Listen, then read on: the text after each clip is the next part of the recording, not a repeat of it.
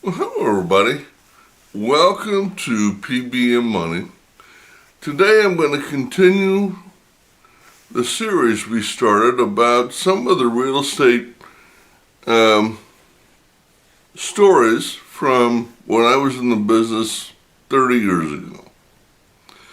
This one is not one that I bought for myself. This is one that I helped my dad buy. Now, I had been in the business for, several years. And I had bought quite a few properties, and my dad couldn't understand how that was happening. So he asked me, he said, well, why don't you find me one of those? I said, okay. So I went through, and I did my due diligence. And I found a nice little house on not the greatest but not the worst part of town. It was by a golf course. It was a single family dwelling, middle class, and if I remember right, it needed a paint job on the inside. It doesn't matter. So anyway, now this is one of the few that I bought that went through a realtor, because realtors, whenever you talk no money down, they get real nervous about their paycheck. So I try to deal usually with just individuals. With this particular house, I saw potential with, and so I pursued it. It was listed through a realtor. And the thing that caught my attention about this one was two things. Number one, it was towards the end of the year, and it was a bank repo. Now, what I knew that not many people know is that banks work on a fiscal year as a general rule from January to December. And the month that I got involved with this property, I believe, was November. And so I contacted the realtor, and I said, well, I see it's a repo. What's the situation? And he had no idea who I was or what I wanted. And he just told me the story. He said the owner got in trouble.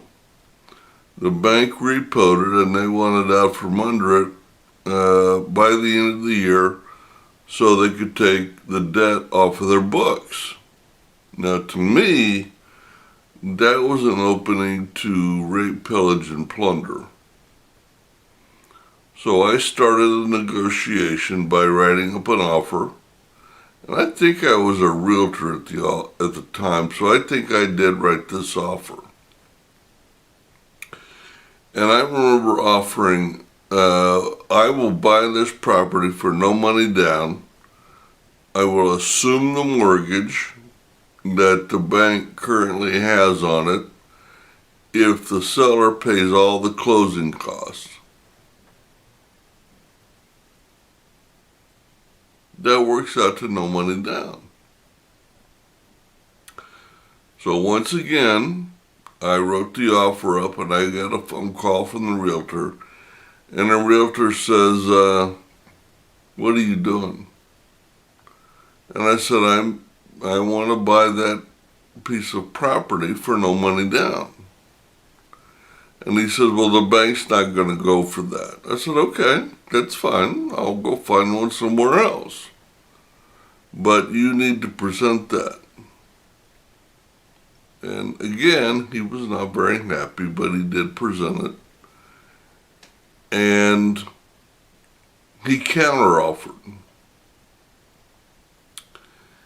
And I don't remember what the counteroffer was. But it just so happened I knew this particular bank.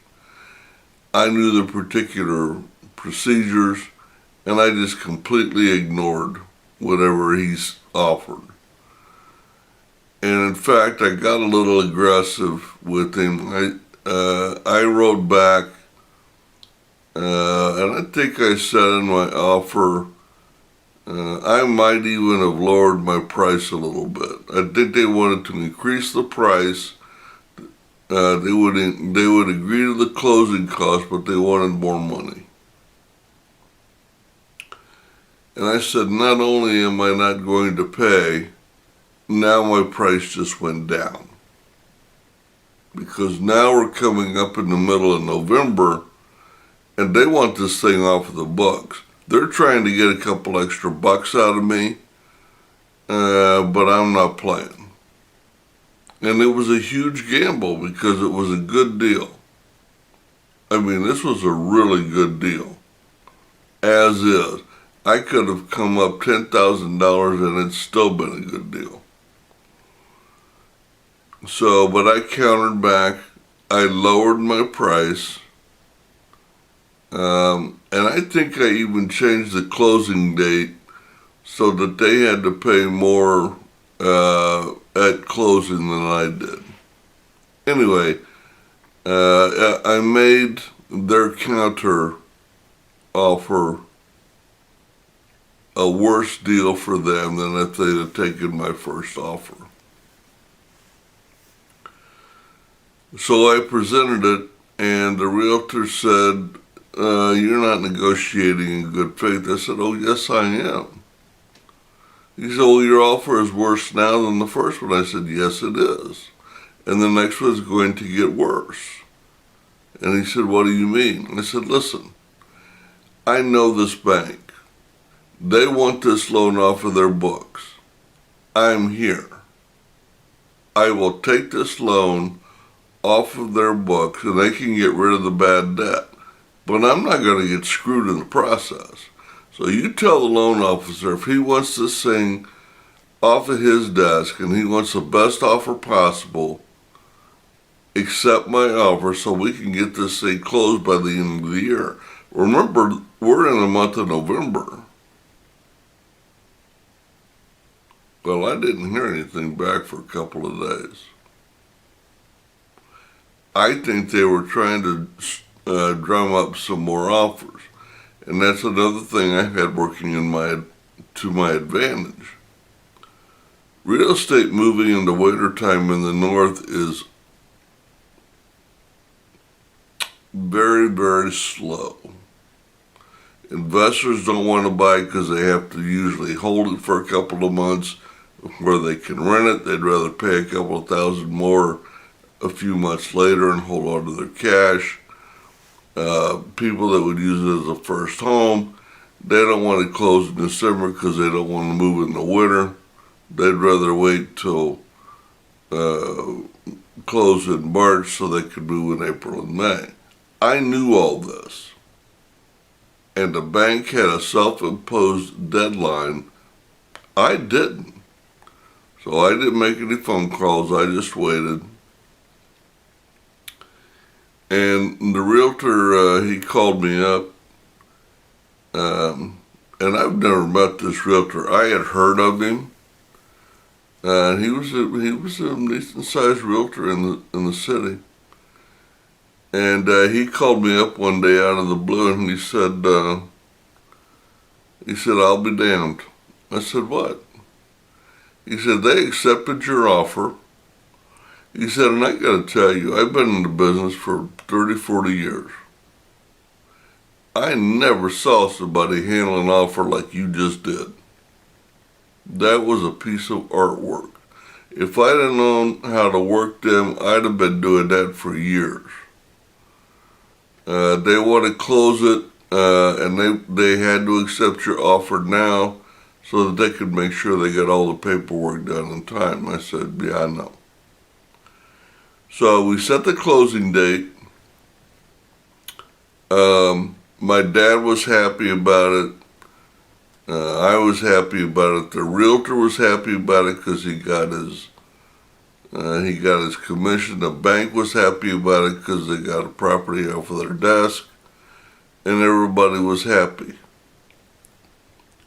So they had the closing.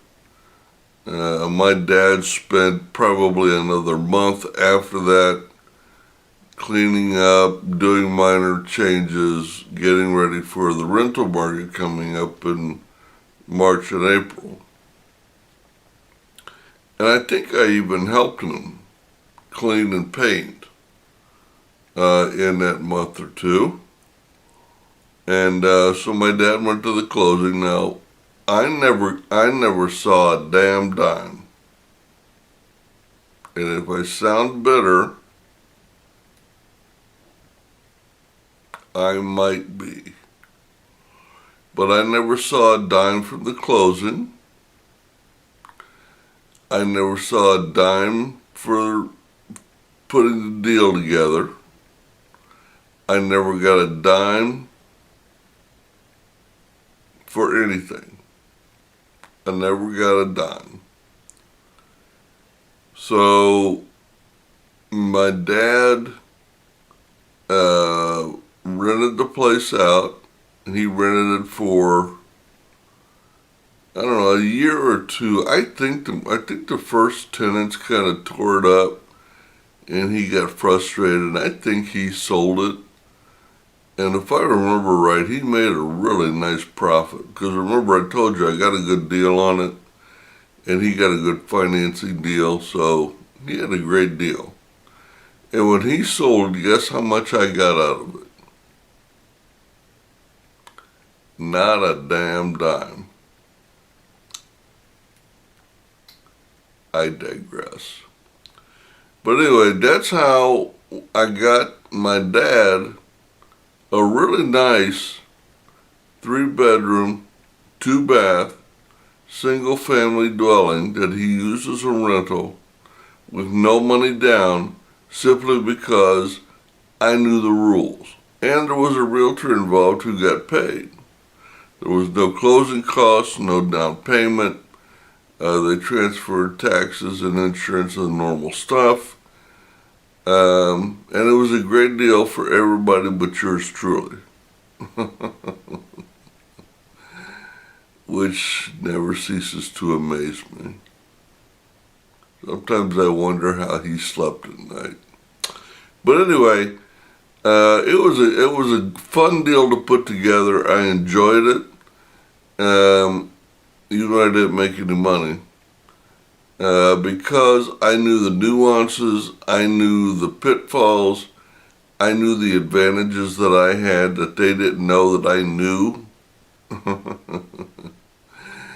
So my dad got a great deal, the realtor got a great deal, the bank got a great deal, and a piece of property got moved. Well, that's all I wanted to talk about. You guys have a great day, a great week, and happy investing.